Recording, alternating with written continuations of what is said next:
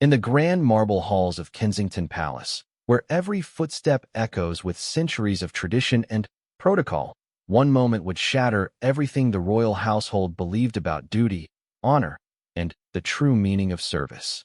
It was a Tuesday morning when Captain James Morrison, a decorated member of Her Majesty's Royal Guard, made a decision that would send shockwaves through the monarchy itself.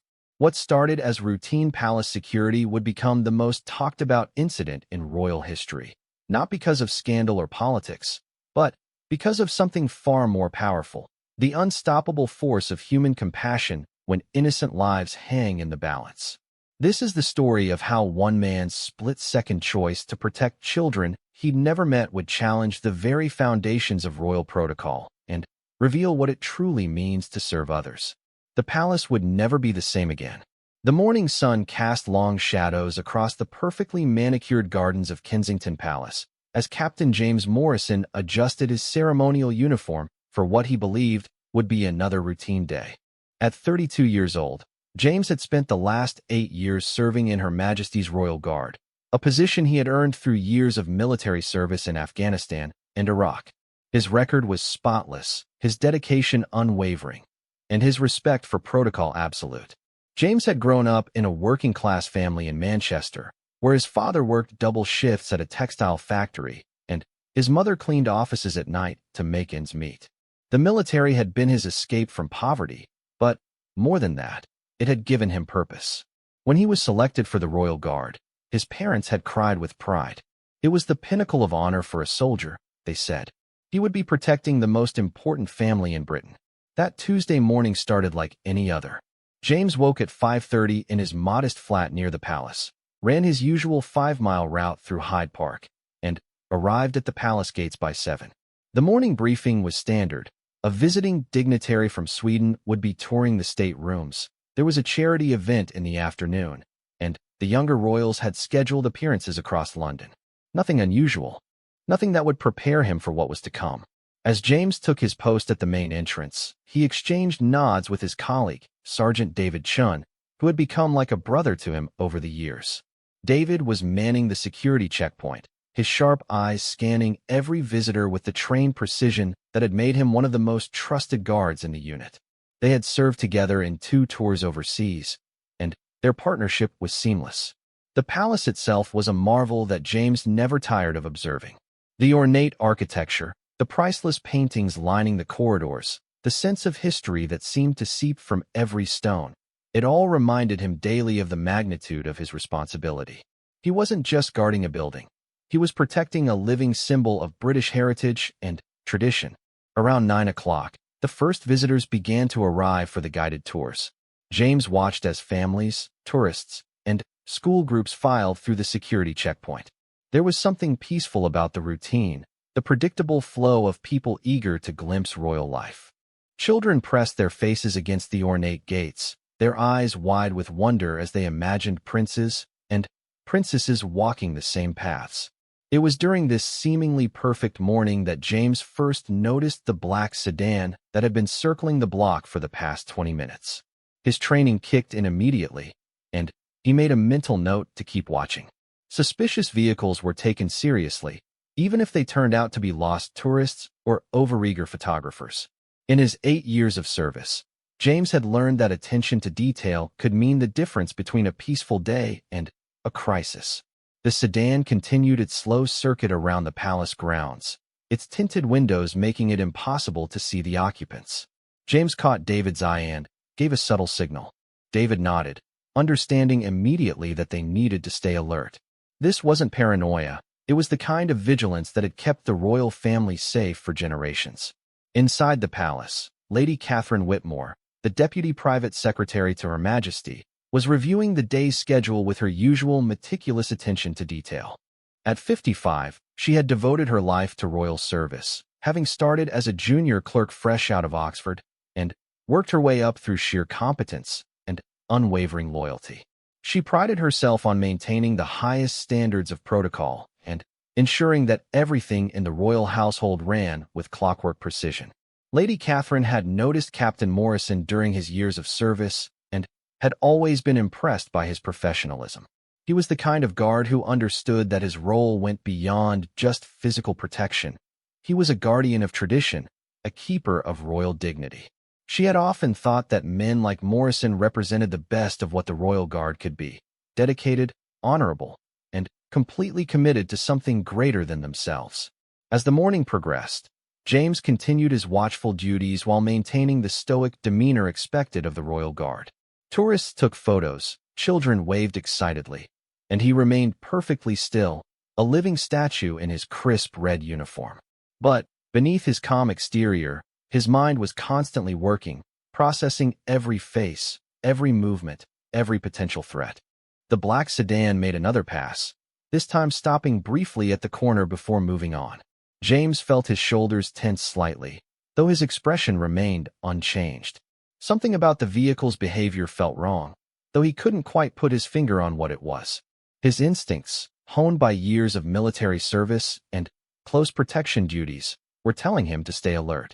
It was then that he heard the sound that would change everything, the distant wail of sirens, growing closer by the second. But these weren't the usual police sirens that occasionally passed by the palace. These had an urgency to them, a desperation that made James's blood run cold. Emergency vehicles were approaching from multiple directions, their sirens creating a chaotic symphony of alarm that seemed to cut through the peaceful morning air like a knife. James reached for his radio to check with the control room. But before he could speak, Sergeant Chin's voice crackled through all guard frequencies with words that would haunt James for the rest of his life. All units, we have multiple reports of a vehicle ramming attack at St. Mary's Primary School, approximately 2 miles from the palace. Multiple casualties reported, many children involved. All off-duty personnel are being called in to assist with emergency response.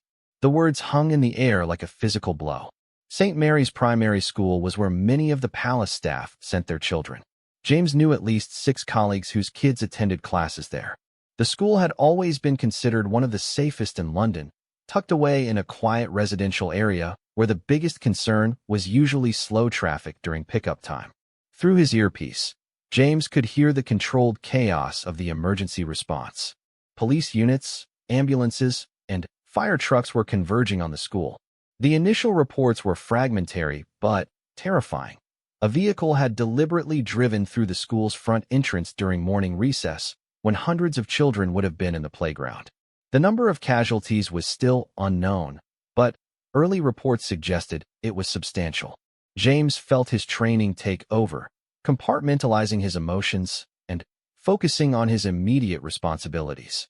His post was here, at the palace, and he couldn't abandon his duty no matter how much he wanted to help.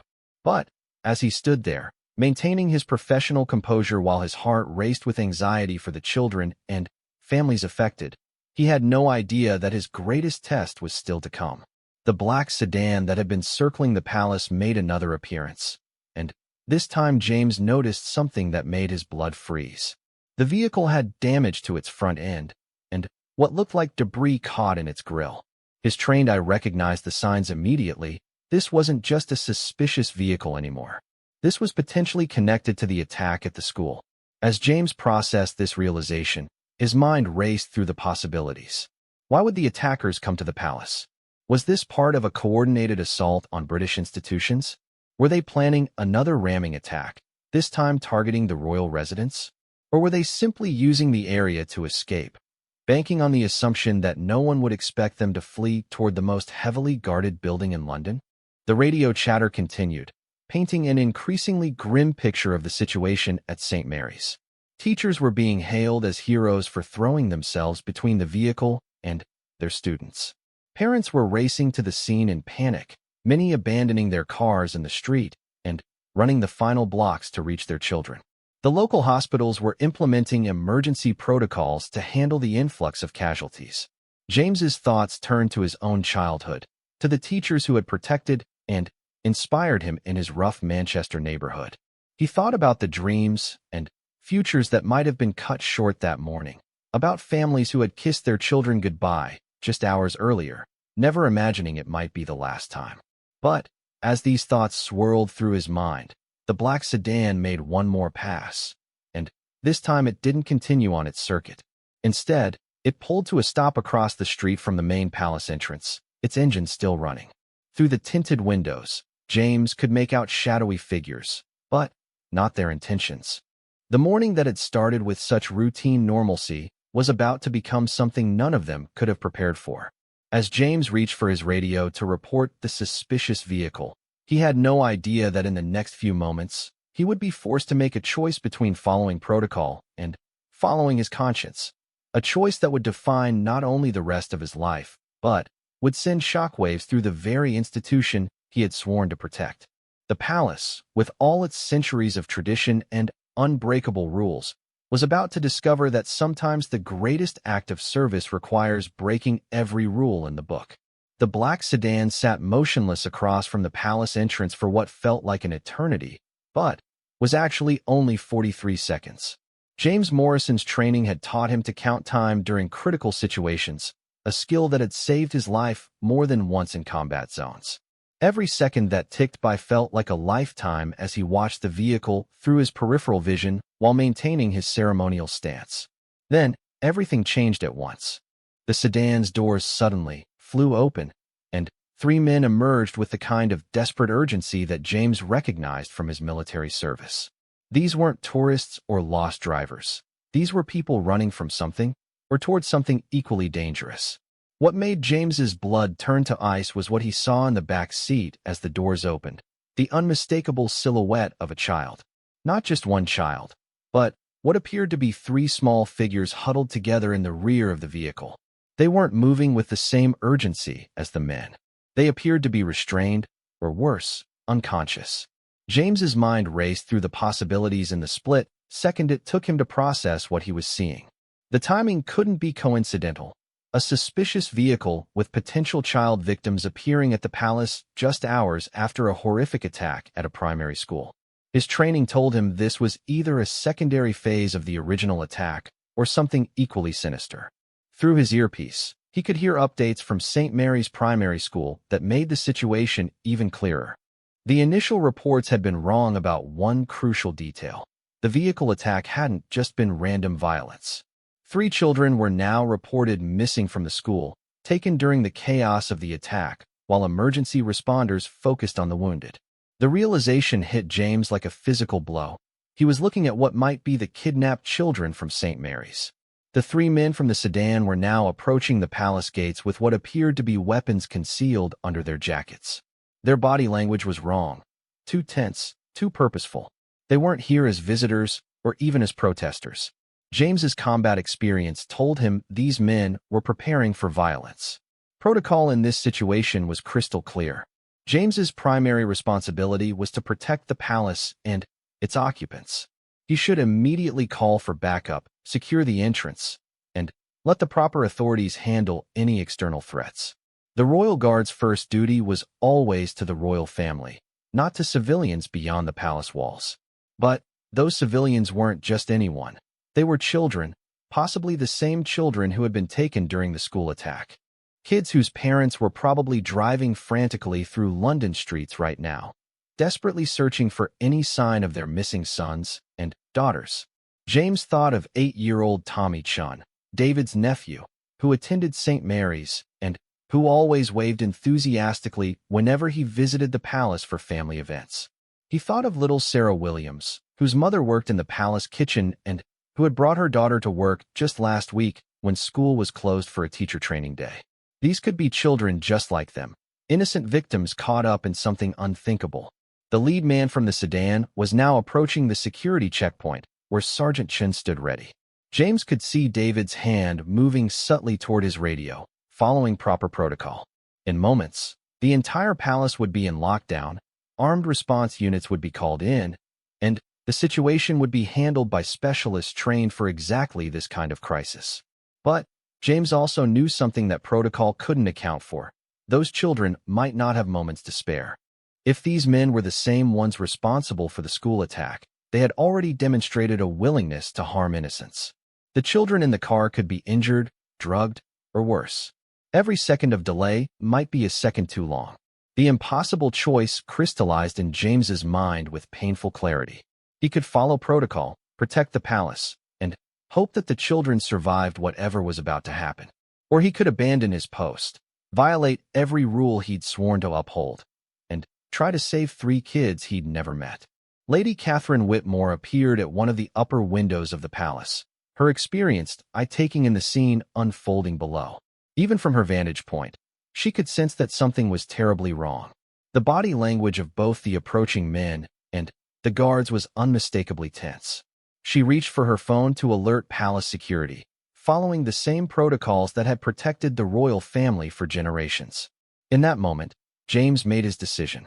He stepped away from his ceremonial position for the first time in 8 years of service. Not toward the approaching men, as protocol would dictate, but toward the sedan where the children waited. His movements were deliberate and calm, drawing on every bit of training he possessed to avoid escalating the situation while still taking action. The lead attacker noticed James's movement immediately and shouted something in a language James didn't recognize. The other 2 men began reaching for their concealed weapons, their plan apparently disrupted by the guards' unexpected behavior. James continued his measured approach toward the vehicle, speaking in the calm, authoritative voice he'd perfected during his military service. "I'm Captain Morrison of Her Majesty's Royal Guard. I can see you have children in your vehicle who may need medical attention. I'm here to help." It was a calculated gambit.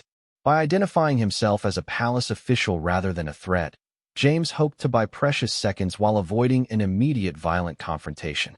He could see David in his peripheral vision, torn between following protocol and supporting his partner's inexplicable action.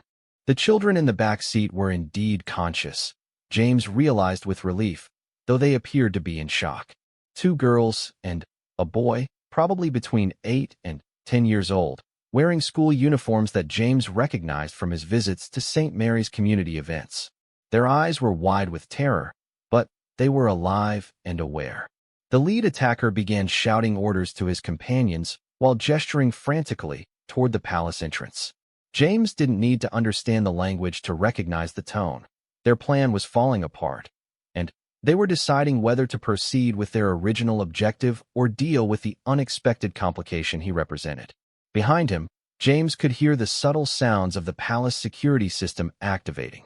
Alarms that were silent to the general public, but clear to trained personnel. Additional guards would be taking their emergency positions, securing potential entry points, and preparing for whatever was about to happen. The machine of royal protection was working exactly as it should, except that machine didn't account for what James was about to do next. Instead of retreating to safety as any reasonable person would do when faced with armed attackers, James continued his approach toward the sedan. He could see the children more clearly now. They were definitely from St. Mary's, still wearing their school badges. The girl in the middle had tears streaming down her face, while the boy next to her appeared to be whispering something, probably trying to comfort his companions. These were somebody's babies, James thought. Kids who should have been in math class or art lesson right now, not trapped in a nightmare that would haunt them for the rest of their lives. The attacking team was now clearly in disarray. Their original plan had apparently depended on speed and surprise, but James's intervention had disrupted their timeline. They were gesturing urgently among themselves, caught between their desire to complete their mission and the need to deal with an increasingly complicated situation. James reached the sedan just as the lead attacker made his final decision. Instead of proceeding toward the palace, the man turned back toward the car, clearly intending to eliminate the witness who had disrupted their operation. The weapon in his hand was now fully visible, a military-grade pistol that James recognized from his service days. Time seemed to slow as James realized he had reached the point of no return. He was no longer a ceremonial guard following ancient protocols.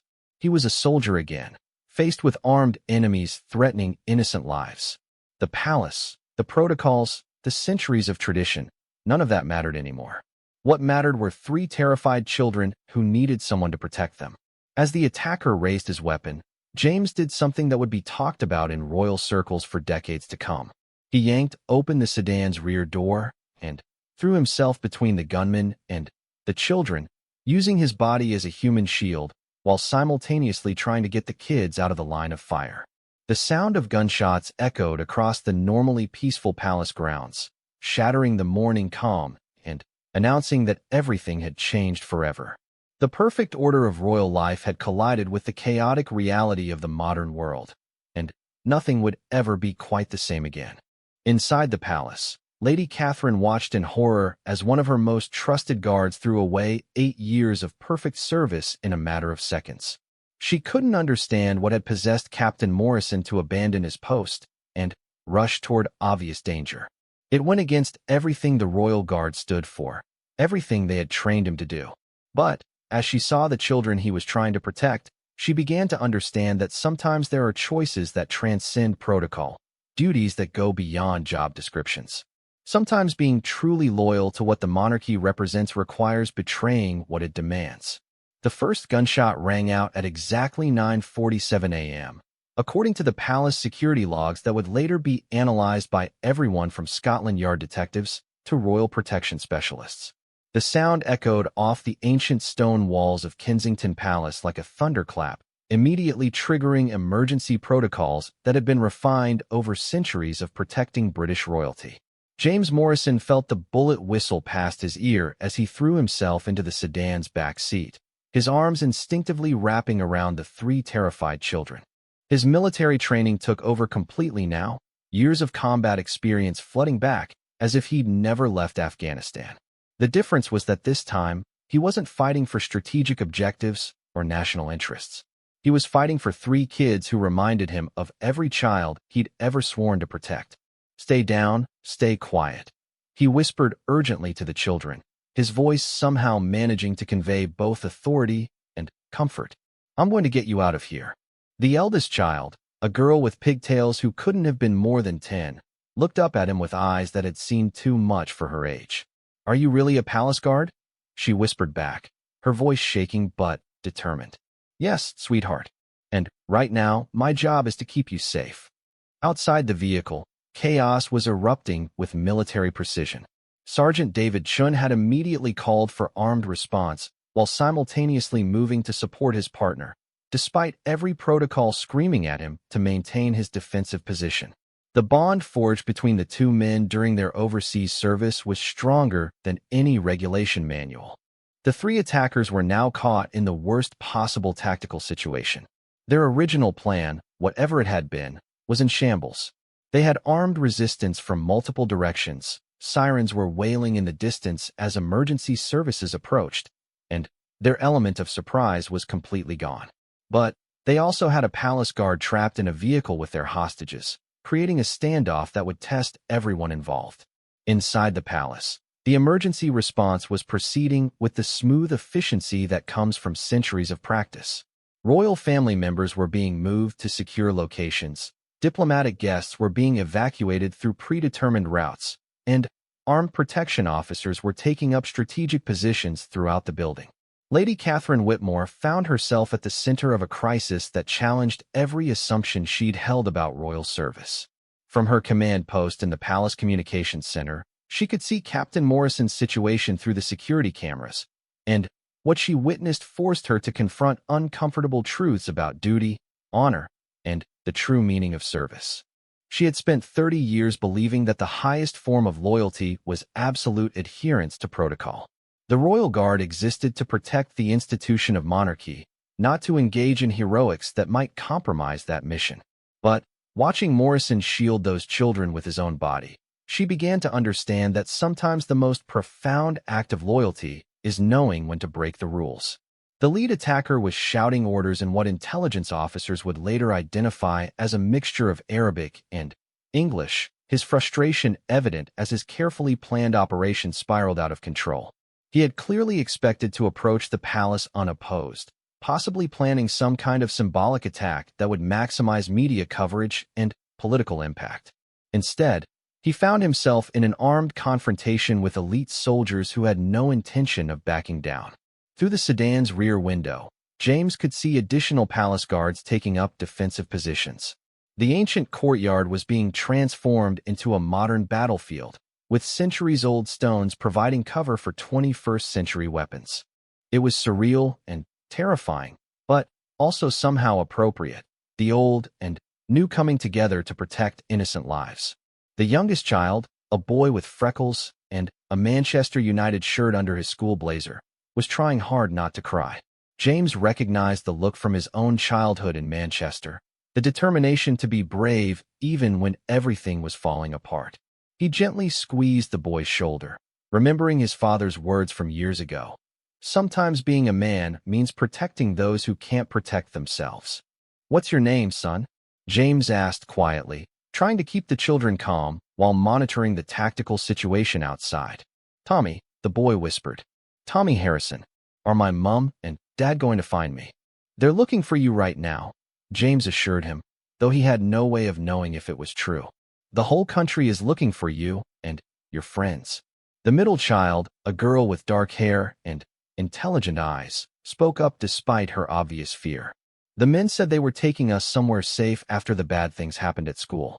But then they started acting scary and talking about the palace." James felt his jaw clench as he processed this information.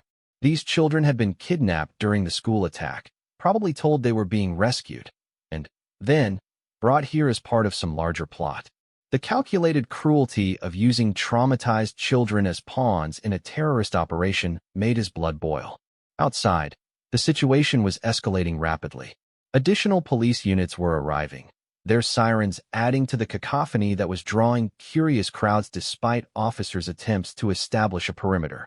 News helicopters were already circling overhead, their cameras broadcasting images that would soon be seen around the world. The attackers seemed to realize that their window of opportunity was closing. The lead gunman was gesturing frantically toward the palace entrance while keeping his weapon trained on the sedan where James protected the children. His companions were moving into flanking positions, clearly preparing for a final push toward their original objective. This was the moment James had been dreading. He could continue protecting the children, but that would leave the palace vulnerable to attack. Or he could abandon the kids and return to his post, fulfilling his sworn duty, but potentially condemning 3 innocents to whatever fate the attackers had planned. The decision was made for him when the lead attacker began walking deliberately toward the sedan, his intention clear. He was going to eliminate the interference and reclaim his hostages, regardless of the consequences. James made a tactical assessment with the speed that had kept him alive in 2 combat zones. The children were in immediate danger, the palace was under threat, and he was caught between irreconcilable duties. There was only one solution that might save everyone. He gently but firmly pushed the children toward the far side of the sedan, away from the approaching gunman. "Listen to me very carefully," he told them, his voice calm despite the adrenaline coursing through his system. "When I say run, you're going to go straight to those big wooden doors behind us. Don't look back. Don't stop, just run as fast as you can until someone in uniform catches you." The eldest girl, showing remarkable composure for her age, nodded understanding. "What about you?" James smiled at her, thinking of all the children he'd fought to protect over the years, all the families he'd hoped to return to safely. "My job is to make sure you get there safely. That's what guards do." What happened next would be dissected by military analysts, royal protection experts, and moral philosophers for years to come. Captain James Morrison, with 8 years of perfect service in the Royal Guard, made a choice that violated every protocol in the book, but satisfied every principle that had led him to serve in the first place. He stepped out of the sedan to face the approaching gunman, placing himself deliberately between the attacker and both the children and the palace. It was a move that could only end one way, and everyone involved knew it. The gunman raised his weapon, clearly intending to eliminate the obstacle that had disrupted his mission. James stood perfectly still, his red uniform bright against the gray morning sky, every inch the ceremonial guard he had been trained to be. Except now he was standing not for tradition or protocol, but for something much more fundamental. The shot that followed echoed across London like a bell tolling, marking the end of one chapter of royal history and the beginning of another.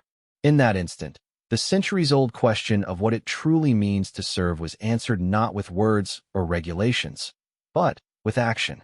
As James Morrison fell to the ancient stones of Kensington Palace, 3 children ran towards safety behind him, their feet carrying them toward the massive wooden doors where other guards waited to protect them.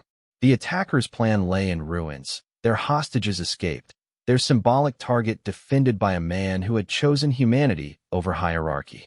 In the palace windows above, Lady Catherine Whitmore watched a captain of the royal guard give everything he had to protect children he'd never met.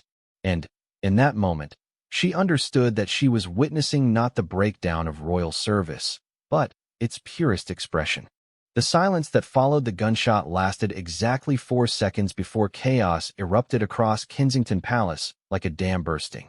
For seconds during which Captain James Morrison lay motionless on the ancient cobblestones, during which 3 children ran towards safety, and during which centuries of royal protocol collided with the raw reality of modern terrorism. Sergeant David Chun was the first to move, his military training overriding every regulation as he launched himself from his security post toward his fallen partner. The tactical situation meant nothing to him in that moment. James was down, possibly dying, and David would be damned if he let his closest friend face that alone. The bullet had caught James in the shoulder, spinning him around, but not dropping him completely. His years of combat experience had taught him how to fall in a way that minimized damage, and, more importantly, how to stay conscious even when his body was screaming in pain. As David reached him, James was already trying to push himself up, his eyes fixed on the 3 children who were still running toward the palace entrance. "Stay down, you stubborn bastard," David hissed, applying pressure to the wound while scanning for additional threats. "The kids are safe. You did it." Through gritted teeth, James managed to speak. The palace still under threat. He was right. The children's escape had disrupted the attackers' plan, but it hadn't eliminated the threat entirely.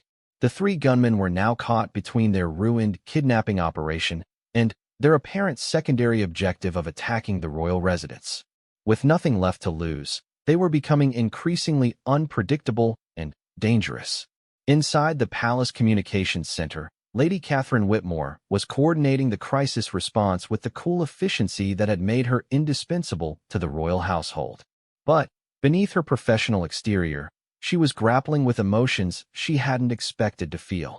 Watching Morrison fall had affected her more profoundly than she cared to admit. "Armed response units are 2 minutes out," reported Chief Inspector Williams, the senior police official who had arrived to coordinate the emergency response. "But we need to know what we're dealing with here. Are these the same people from the school attack?" Lady Catherine consulted the intelligence reports flowing in from multiple sources. Initial analysis suggests yes. The vehicle matches witness descriptions, and the children confirmed they were taken from St. Mary's during the chaos. "Then, this isn't a secondary attack," Williams concluded grimly. "This was always part of their plan. Use the school incident as a distraction, kidnap specific children, and then, what? What did they want with the palace?" The answer came from an unexpected source. The eldest of the rescued children, 10-year-old Sarah Phillips, had been brought to the palace's secure medical facility for evaluation. Despite her traumatic experience, she was remarkably composed and had been listening carefully to everything the attackers had said during her captivity. "They kept talking about making the Queen watch," Sarah told the child psychologist who was conducting the preliminary interview. "They said they wanted to hurt children in front of the palace to make everyone see that nowhere was safe." The implications of her words hit everyone in the room like a physical blow. This hadn't been a kidnapping for ransom or a conventional terrorist attack. It had been planned as psychological warfare, designed to shatter the British public's sense of security by harming innocent children in front of the most protected building in the country. Outside in the courtyard, the tactical situation was evolving rapidly. The lead attacker, realizing that his original plan had failed completely, was now making increasingly desperate decisions. He began firing randomly at the palace windows, his shots chipping ancient stone and shattering glass that had survived 2 world wars. The palace's armed protection officers responded with the precision that came from years of training. Their return fire was measured and professional, designed to neutralize the threat while minimizing damage to the historic building and surrounding area. But the attackers had taken cover behind parked vehicles and stone barriers, creating a complex tactical challenge. James Morrison, despite his wound, was becoming increasingly agitated as he watched the gunfight unfold from his position on the ground. David was trying to keep him still until medical personnel could arrive, but James's focus remained fixed on the ongoing threat to the palace. "They're not trying to get in anymore," James observed, his tactical mind still functioning despite the pain. "Look at their positioning. They're not advancing on the building." David followed his partner's gaze and realized James was right. The attackers had given up any attempt to actually breach the palace defenses. Instead, they seemed to be fighting purely to maintain their position, as if they were waiting for something. The answer came through David's radio earpiece, courtesy of the police helicopter circling overhead. "Ground units, be advised we have multiple news helicopters broadcasting live coverage of this incident. The entire confrontation is being shown on television worldwide." James closed his eyes as the full scope of the attackers' plan became clear. They had never really intended to harm the royal family directly. They had wanted something far more valuable in the modern world: a global audience watching as they turned one of Britain's most sacred spaces into a battlefield. "It's about the message," he said quietly, more to himself than to David. "They wanted the whole world to see that they could bring violence right to our front door." The realization added a new layer of urgency to the situation. Every moment the confrontation continued was another moment of propaganda footage for terrorist organizations worldwide. The palace wasn't just under physical attack, it was under assault in the realm of public perception and international confidence. Inside the palace, the royal family had been moved to the most secure areas of the building according to established protocols. But Her Majesty herself was proving to be more difficult to protect than her security detail preferred. At 95 years old, she had lived through the Blitz, the Irish Republican Army campaigns, and decades of security threats, and she was not easily intimidated. "I want a full briefing on the situation," she commanded, her voice carrying the authority of 7 decades on the throne. "And I want to know about the guard who was shot protecting those children." Lady Catherine found herself in the unprecedented position of having to explain to the Queen that one of her own guards had violated protocol in the most spectacular way possible. It was a conversation she had never imagined having in 30 years of royal service. "Captain Morrison abandoned his post to protect 3 kidnapped children, Your Majesty." He placed himself between armed attackers and innocent victims, despite his primary duty being to the palace. The Queen was silent for a long moment, processing this information with the wisdom that came from decades of navigating complex moral and political waters. When she finally spoke, her words would be remembered by everyone in the room for the rest of their lives. "Then, he was doing exactly what I would expect any guard worthy of serving this household to do," she said firmly. "The crown exists to protect the people, not the other way around." Captain Morrison understood that better than those who trained him.